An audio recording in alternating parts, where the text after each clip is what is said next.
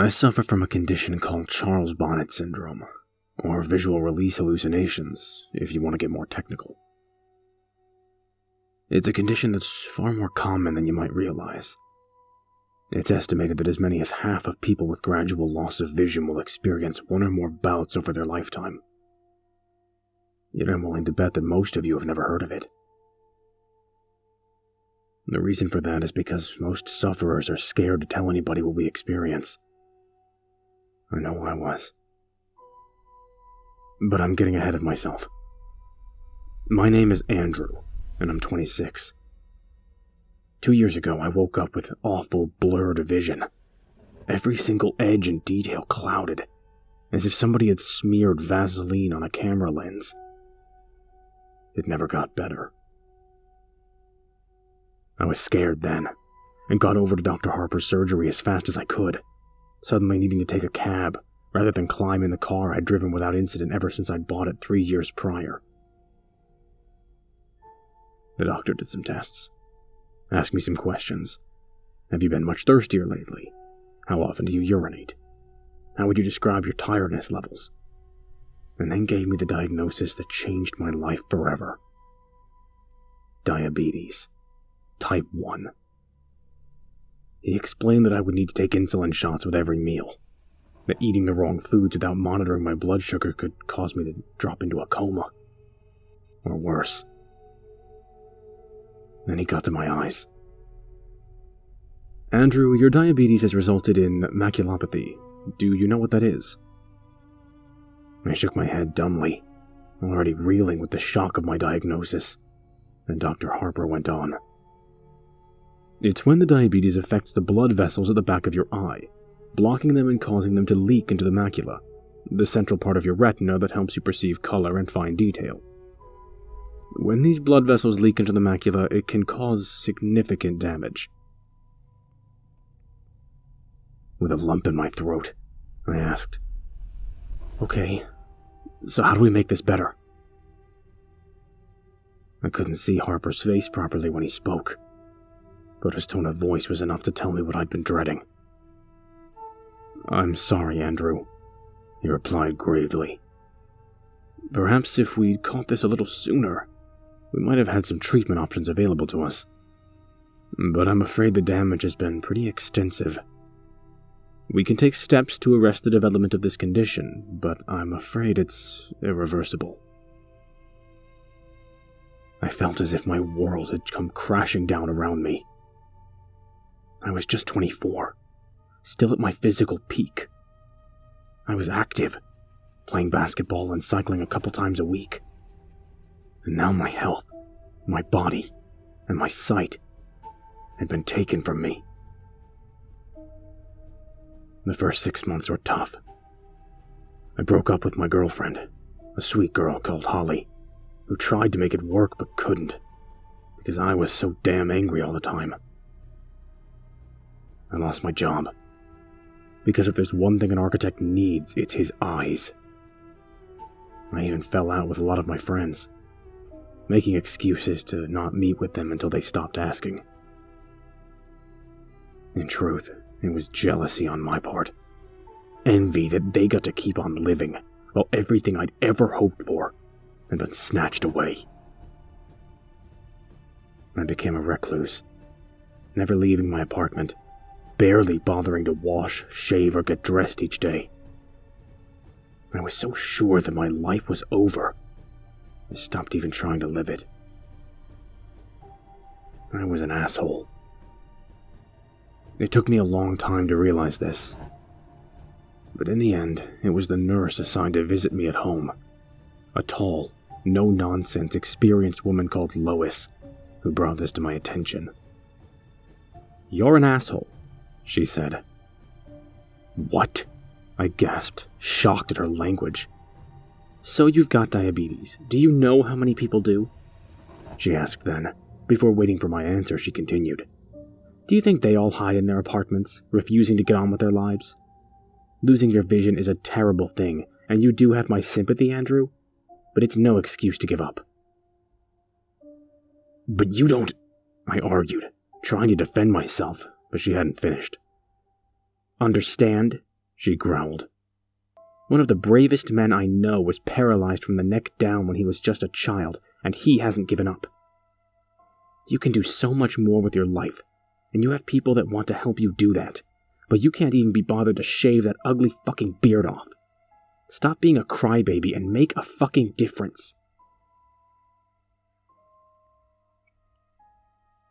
Of course it didn't happen overnight, and I argued with her. I was furious at her blunt insensitivity, and told her to leave. I said I'd tell her superiors, but she laughed and told me I wouldn't. "You won't because you're a smart guy and you've got too much pride for that," she said. "I'll see you next week." That night I shaved. I opened my curtains and actually looked around. Things were blurry, but when I really looked, I could see the things scattered around my home. The mess I'd let it become. When Lois came back the following week, the place was tidy. I was clean-shaven, dressed. I'd even attempted to comb my hair. She didn't say anything about it, didn't mention the argument of the week before, but she took me out for coffee down the street. She guided me along the sidewalk to the coffee shop, talking to me, reassuring me. It was daunting, even though it was less than a block away, but I felt so proud when I got there. We talked, me and Lois. I think I even laughed. Afterwards, she walked me home. Then, when she helped me back inside, she said, "It's nice to meet you at last, Andrew." That day was the beginning of my new life. I moved to a new apartment, a ground floor place, and joined a group of other young people with visual impairments. I made friends. I got out every day, even if it was just a short walk, but I made a point of seeing what I could of the world.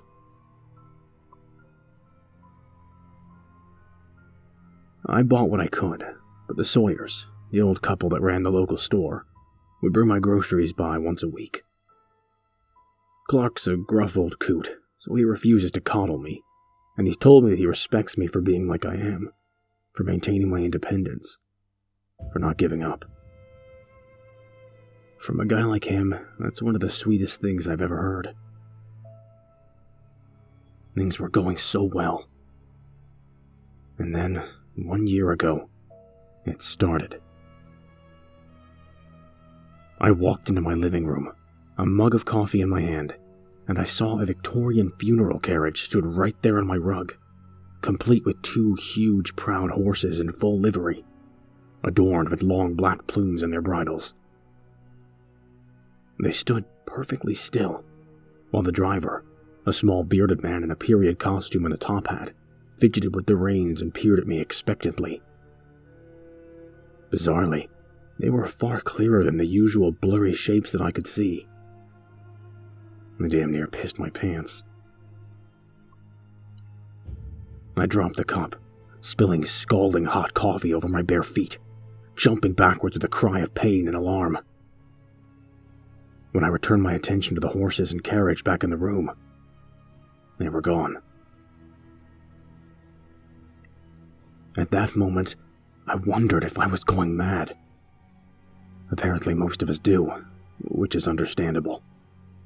How would you feel if you'd seen that exact same sight in your home? Unless you're Jack the Ripper, I imagine many of you do not have a coach and horses just lying around. I certainly didn't. Eventually, after much quiet swearing to myself, and more than a little self-delusion, I managed to convince myself that I had not seen what I thought I had. That it was merely a very vivid daydream. This seemed to work, and I got on with living, even if I entered that same room a little more cautiously in the days that followed. Finally, I forgot about it.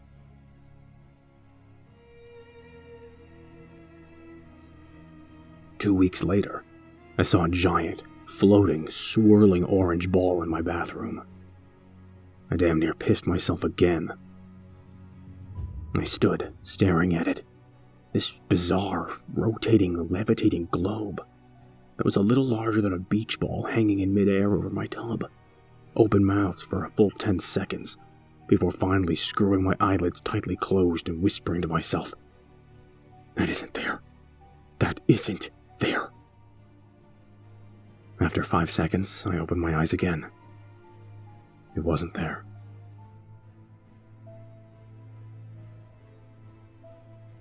Have you ever had cause to doubt your own sanity? To wonder whether what you perceive is truly there, or if your mind has betrayed you? Honestly, compared to the loss of my vision, the prospect of losing my wits was so much more terrifying. I'd fought against adversity, and took pride in the fact that I am not just a survivor, but somebody who is living his own life. How could I do that if I was insane? I barely slept that night, and I remained jumpy for days afterward. Any sign of movement, or any unfamiliar shape would set my pulse racing, what caused me to doubt whether it was truly there. It was the toughest time I'd ever been through. Worse even than that time after I was diagnosed with diabetes. At least, when Dr. Harper had told me about the diabetes, I had a definitive prognosis. I was given facts by a medical professional. My affliction was physical.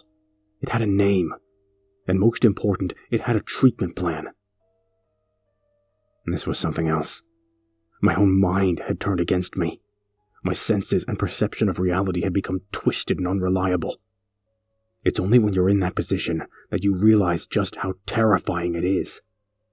Your senses, and the way in which your brain interprets them, are your only true defenses against danger. You perceive danger, and you avoid it, preventing your body from becoming harmed. But what happens when you can't trust your perception to alert you to dangers that are truly there? Lois picked up the problem first, noticing my skittish manner. She asked me what was wrong, if I needed to talk about anything, but I told her no. I was fine, but I hadn't been sleeping well. That last part was true. I hadn't been able to sleep a wink. Just the very thought of being institutionalized, spending the rest of my days a sedated, blue pajamas-clad zombie in a white room, with only the echoing cries of my fellow inmates for company, terrified me beyond measure. But what was the alternative? Live life as a risk to myself and others? Ultimately, I chose to ignore it. I reasoned that if I was able to function around other people without them realizing what was going on, that was good enough. A full month passed before the next incident, and I really did think that maybe I'd put this whole mess behind me. With every passing day, my confidence had grown, so that Wednesday morning, I'd stepped out onto the sunny street feeling pretty carefree. Each Wednesday, I'd treat myself to a latte down at Joe's, the same coffee shop that I'd visited with Lois. It was a custom that gave me a great deal of pleasure, one that had seen me forge friendships with other regulars as well as the staff, including Joe himself. As I made my way down the street, white stick in hand, I glanced about me, taking in the colors and shapes of the world around me. I enjoyed the feel of the sun on my face, and the sounds of the birds singing. It was a good day. Then I saw them. A party of pilgrims, 6 of them, all dressed in settler-era attire, sitting cross-legged on the asphalt. They didn't look at me. Instead, they were engaged in a heated yet strangely silent conversation. I froze, staring at them. Still they argued, gesticulating furiously at one another. However, I couldn't hear their angry voices, despite the fact that, judging by their ill temperament, they must be screaming at one another. Paralyzed by shock, the white stick fell from my numb fingers, clattering onto the sidewalk. I turned to leave, desperate to flee from the haunting sight of the colonists in the road, but I was so panicked, in such a hurry, that I stepped on my cane. It rolled underfoot, and before I knew it, I pitched over, tumbling to the hard ground below. I didn't quite break my fall in time, banging my cheek hard on the floor and skinning my palms. I heard a cry from a passerby, a friendly, concerned woman who rushed to my side. She knelt beside me, helping me up, applying a Kleenex to my throbbing cheek, which she informed me was now bleeding. I tried to tell her that I was okay. There was nothing to worry about, but this good Samaritan insisted on driving me to Dr. Harper's office to get my injuries looked at. Now I think back to it, I'm pretty sure that she knew my obvious distress was nothing to do with the fall. At the time, I was embarrassed and angry, but now I realize I owe her a debt of gratitude. Without her intervention, I don't know how much longer this would have gone on before I cracked up and ended up in an asylum after breaking down through sheer stress.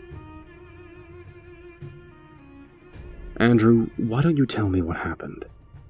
Dr. Harper asked, gently dabbing at my cheek with a disinfectant. I explained that I'd just lost my balance and that no harm was done, but I think he saw through my feeble protestations to my underlying agitation. He didn't press or force the matter. He simply asked what might have caused my clumsiness. Then he asked how I'd been as of late. When I'd finished mumbling my way through the most non-committal answer I could muster, he placed a gentle, reassuring hand on my shoulder.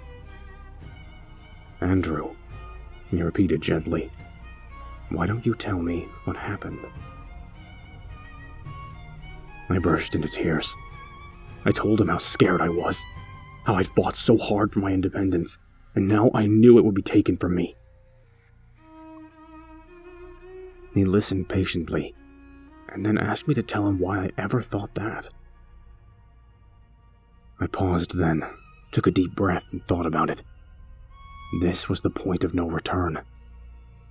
But really, what other choice did I have? So with tears running down my cheeks, I told Dr. Harper everything.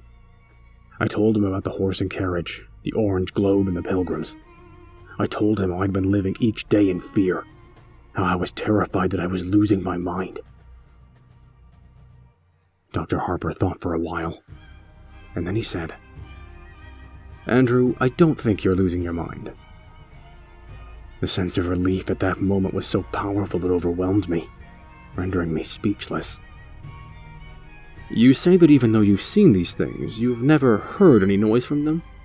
Have you detected any odors or experienced any other physical sensations, such as touching them?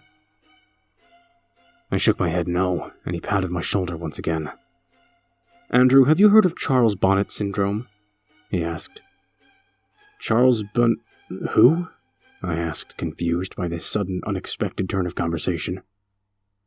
Okay, let me explain, Dr. Harper said kindly.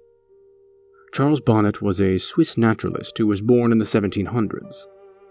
He discovered a curious condition in his elderly grandfather, who was nearly completely blind due to cataracts. The old man regularly experienced visual hallucinations, including random patterns and even people and places. Sound familiar? Yes, I replied, still confused. Am I suffering from dementia? No, Andrew, not at all, Dr. Harper reassured me. Do you know how perception works? In layman's terms, your eyes take in light via the iris and pupil, which is then processed via the retina and translated into electrical signals which are decoded by the brain, which simply organizes these signals into a recognizable image. With me so far? I nodded, finally starting to understand. When the retina becomes damaged, such as those that have undergone macular degeneration, those signals become warped and jumbled, Dr. Harper went on. The brain still receives them, so it does its job, translating these distorted signals into an image. It kind of fills in the gaps for you. Sometimes it fills these gaps with colors, patterns, creatures, and places that aren't present. And this is called Charles Bonnet syndrome. I nearly wept with relief. So I'm not crazy, I cried. Not at all, the doctor replied. This is an entirely physical condition. Your mind is in full working order. If you were suffering any form of mental illness, your delusions wouldn't be limited to just the one sense. You'd hear these interlopers, smell them, even feel them. This is a condition solely related to your eyes, not your brain. As I left Dr. Harper's office, I felt as if a weight had been lifted from my shoulders. Sure, my vision was still an issue, but now I knew it was only a problem with my eyes, not my mind. I knew I could handle the situation. I was ready to face the world again.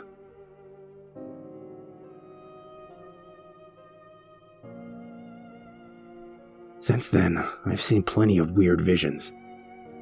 I saw a huge waterfall in the park, complete with a hazy mist and butterflies flitting about it. I saw a Native American warrior, complete with a huge feather headdress, sitting at a stool at the counter in the coffee shop. I saw an intricate and quite impossible structure of scaffolding crisscrossing the entire front of my apartment block. Hell, on the 4th of July last year, I even saw a great swooping green dragon in the sky, twisting and cavorting through the air overhead. All looked utterly and completely real, yet now I knew they were simply tricks of the eye. They were no longer disturbing. In fact, I actually came to quite enjoy them, even looking at them as unique and entertaining little shows or works of art that existed purely for my pleasure and nobody else's. I came to welcome them. Then, a month ago, I saw her. It was nighttime. There's always nighttime when I see her, and I was just getting ready for bed. I walked into the kitchen to get myself a glass of water, and actually cried out in alarm when I spotted the figure in the corner. She was tall, by far the tallest woman I'd ever seen, and even though she stood hunched, she still had at least 6 inches on me.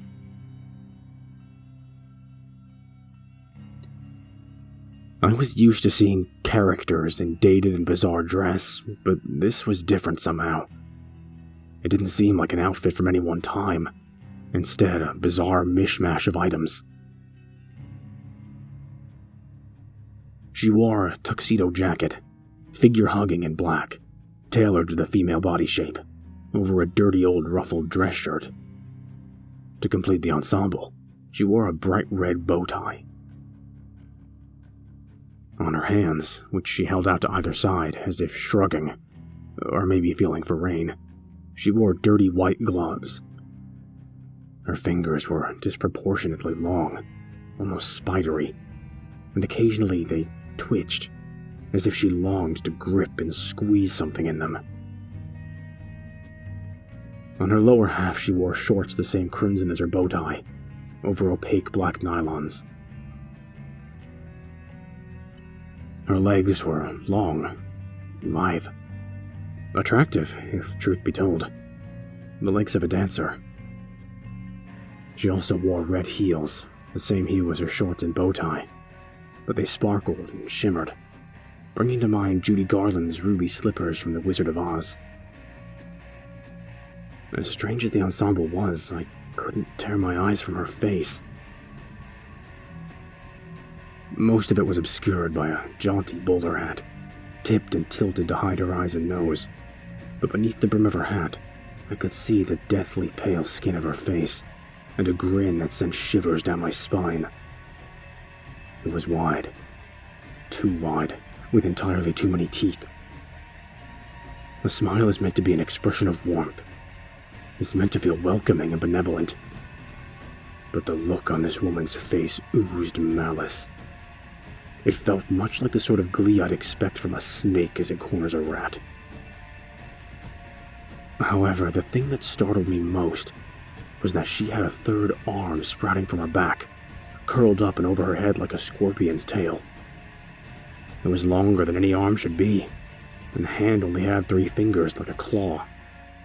It was pointed straight at me, and as I swore in dismay and stumbled sideways, it seemed to track my movement. I stood, staring at the creepy figure for a few seconds, trying to get my head around the situation. She just stood there in the corner, grinning back. Finally, I realized that this was just another of my hallucinations and breathed an audible sigh of relief. One of the tricks I've picked up over the months of suffering from Charles Bonnet syndrome is to break the line of vision toward whichever stimulus is causing my brain to interpret the images into the hallucination. Think of it like restarting a faulty computer, and refreshing the system debugs it. To this end, I close my eyes and count to 5. And when I reopen them, the hallucination is gone.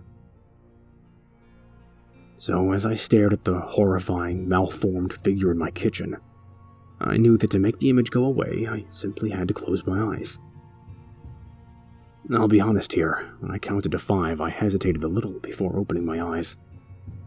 If I'd opened my eyes and she'd still been stood there, smiling that wicked smile at me, I think I might have had a heart attack. She wasn't, and I breathed another long sigh of relief, fetched my glass of water, and went back to bed. The tall woman haunted my thoughts in the days after I saw her. She was different from the other visions I'd had. Somehow she felt more real. It was this hesitation that my buddy Jason picked up on when we met for lunch the following Friday. Jason was one of those same friends I tried to drive away shortly after I lost my vision. Yet he'd refused to give up on me, continuing to get in touch week after week. Good friends are hard to come by, but great friends, the ones who will be by your side for life, are even rarer. Jason, God bless his kind heart, is one of the latter. "You've got to tell me what's going on, dude," he said as we sat down over pizza. "What do you mean?" I asked, trying to brush it off. "You're so distracted. It's like you're looking for something in here all the time. You've eaten like 1 slice of pizza in the time it's taken me to eat 4. So I repeat, you've got to tell me what's going on," Jason said, waving a slice of pizza around for emphasis. "It's nothing," I replied, feeling a little stupid. "I just had a hallucination a couple of nights ago that really got to me." "I thought you were cool with those now," he asked, putting the pizza slice down. "Yeah, I am. I was, but this was different," I replied, resigned to talking about it. "She scared me." "She?" Jason asked, his interest clearly piqued. "Tell me about it." So I did. I described the tall woman and how she'd appeared to me. I explained that unlike any of my other hallucinations, she felt more real, and that she was the first to feature such a weird and unsettling mutation. Sure, I'd seen smaller versions of people in the past, a phenomenon referred to as Lilliputian by medical professionals, but the extra appendage and impossibly distorted face were something I had yet to encounter thus far. I think it was that, combined with the unnerving, expectant stance, that had disturbed me the most. "So," Jason said after I'd finished, "you say she had great legs?" "Shut up, you asshole," I laughed, throwing my napkin at him. "No, seriously, I get it, man," Jason replied, passing the napkin back to me. "If I walked into a room and a giant mutant was waiting for me, it'd scare the shit out of me too. But you know what caused you to see this. It's like the coachman and that waterfall you saw. It's a condition that you know you have, and it's one you know how to deal with, okay?" I know, I replied. "Thanks, man. You're right."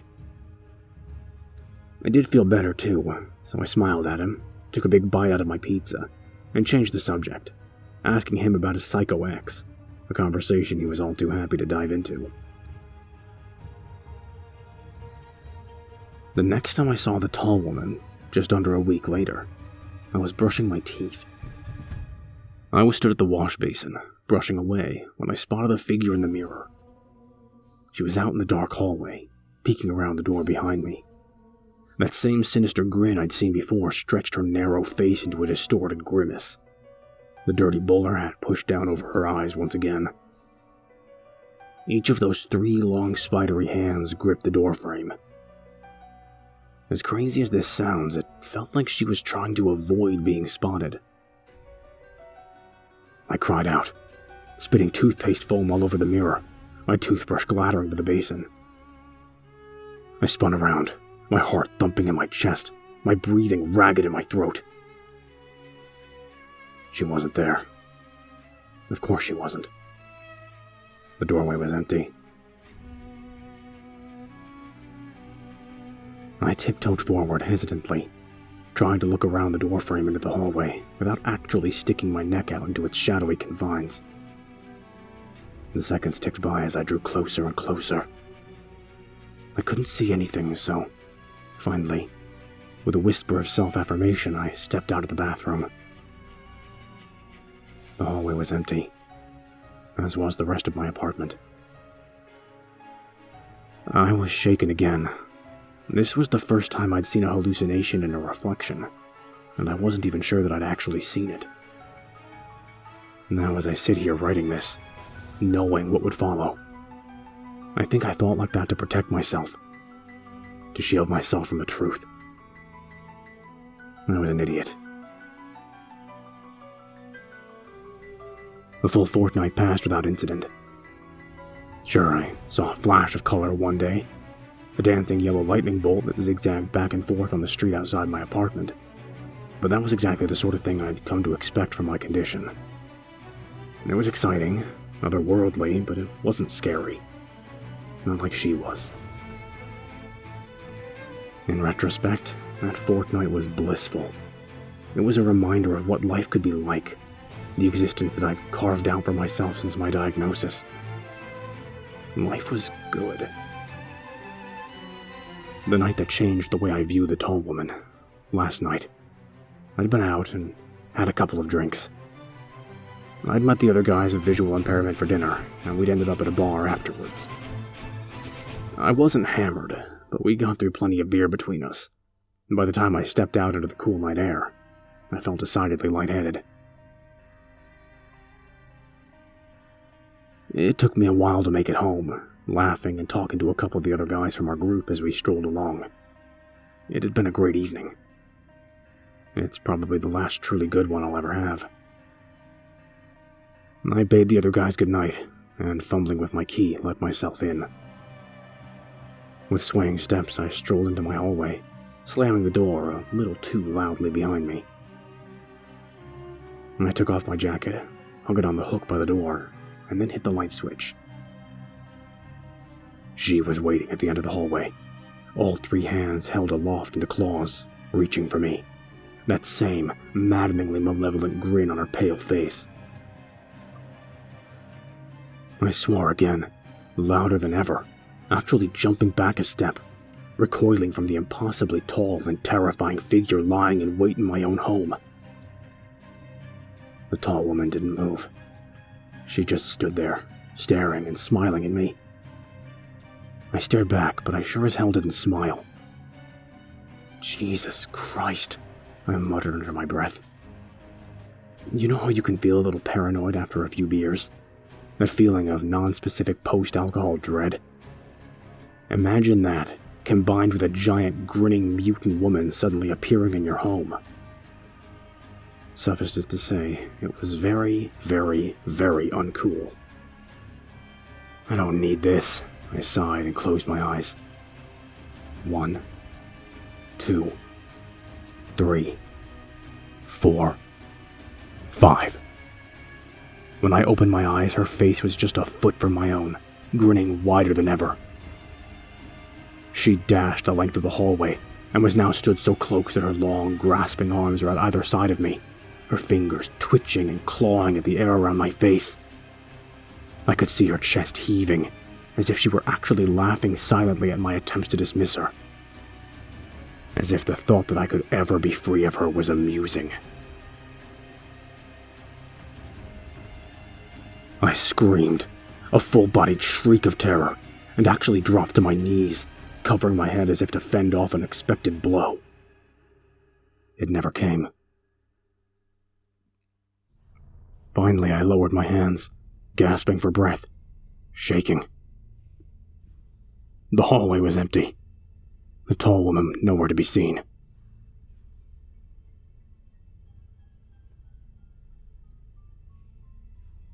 I stayed there on my knees for a moment, gasping for breath, Then I was on my feet, and I turned and ran out of the apartment, out of the building and into the street.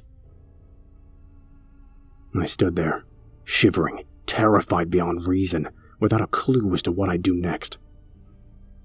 Finally, I pulled my phone from my pocket, and I made a phone call. "Hey, Andy, what's up?" Jason asked. "Jason, I need you to come here," I said, sobbing. Jason didn't ask why, didn't complain. Instead, he simply replied, "I'm on my way."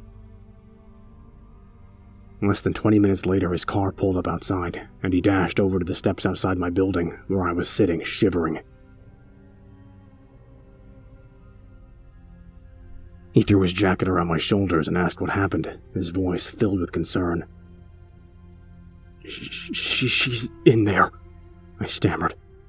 The tall woman. She's back." Okay, he said, gently helping me to my feet. "Come on, man. Let's go in there and check it out."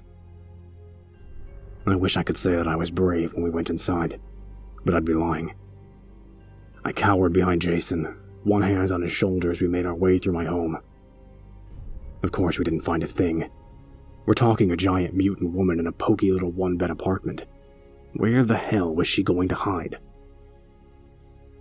Finally, after we checked every single room twice, I had to admit that she was gone.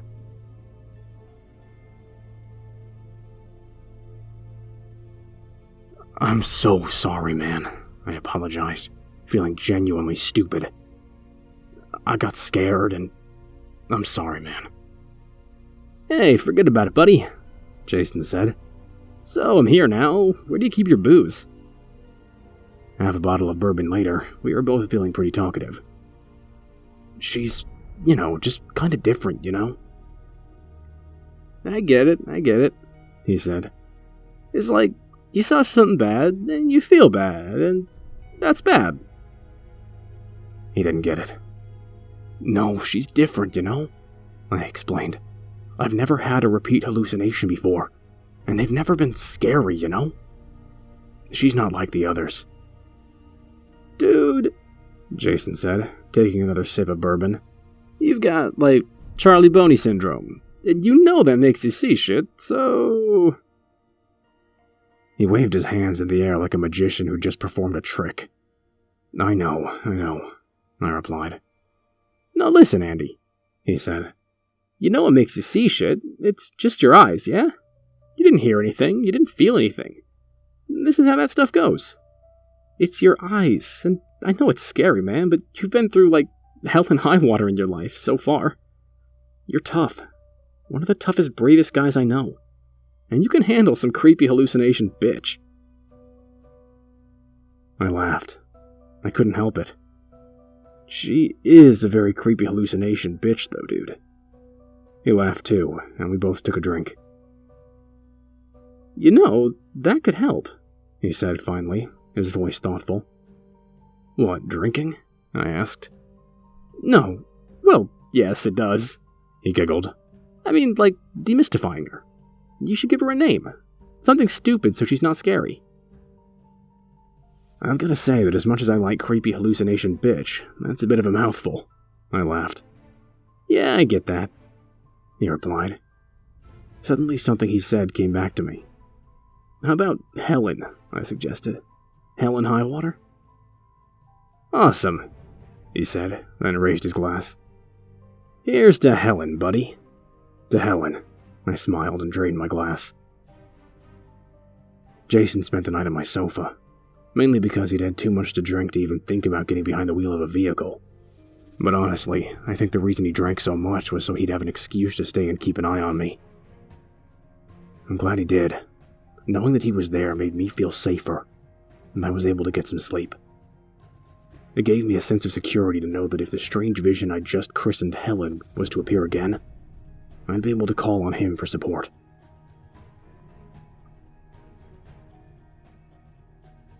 This morning, we both needed support.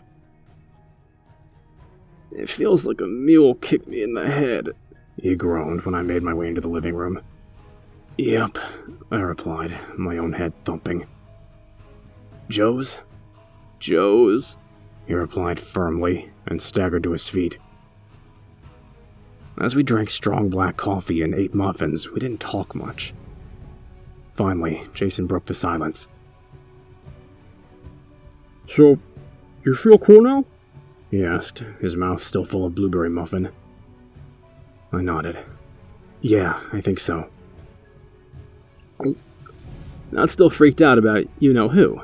He asked. Helen? I replied with a smile.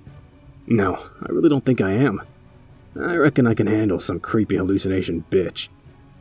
Good, he laughed, giving me a hearty pat on the back. That's cool, man. I bet you can. Now as I sit here cowering in my bathroom, too scared to go out into my apartment, I know we were both wrong. About everything. Remember how earlier I told you that the thought of being institutionalized, that the very idea of losing my grasp on reality was the most terrifying thing I could imagine? Now, I'd welcome that, because the alternative is far, far worse. After breakfast, I said goodbye to Jason, and he climbed into his car and drove away. The day passed without incident, and when Lois stopped by this afternoon, she even commented on how upbeat I seemed. You got a lady in your life? She asked casually. I laughed at that, wondered what she'd think if she knew the truth. Yeah, I chuckled. Something like that. Good for you, she sniffed. You make sure you treat her right. That tickled me even more, and I had to bite my lip. Sure, I replied. I'll do my best. Tonight, still a little wiped from the exertions of the previous evening, I decided to turn in early. I brushed my teeth, washed my hands and face, and got changed. Finally, I fetched a glass of water and walked into my bedroom. I climbed into bed and instantly felt so relaxed. Within mere seconds, I was ready for sleep, that sudden, overwhelming drowsiness that comes when you've spent a whole day keeping sleep at bay. I decided that resistance was futile and sat up to switch off the light. I nearly didn't see her, but as I reached for the switch, I caught a glimpse of something out of the corner of my eye. My heart leaped into my throat as I turned to the foot of my bed. The tall woman was crouching there, her grinning face staring at me from just beyond my feet. So many teeth. Her long, slender fingers spread out over my blankets, twitching slightly as she gripped the end of the bed. Slowly, excruciatingly so, her third misshapen arm came into view over her shoulder, joining her other hands on my bedding. I froze, utterly petrified. I was at a crossroads here, arriving at a pivotal moment that had been coming for some time. But this time, I'd had enough. "You don't scare me anymore," I said, my voice filled with defiance and anger. "I'm not letting you do this to me." I reached across to the light switch. "Good night, Helen," I said triumphantly, then flicked it, plunging the room into darkness. I laid there, a sense of tremendous pride surging through me, and I grinned to myself in my warm, comfortable bed, overjoyed at the emotional victory of overcoming my own fear. And then it happened.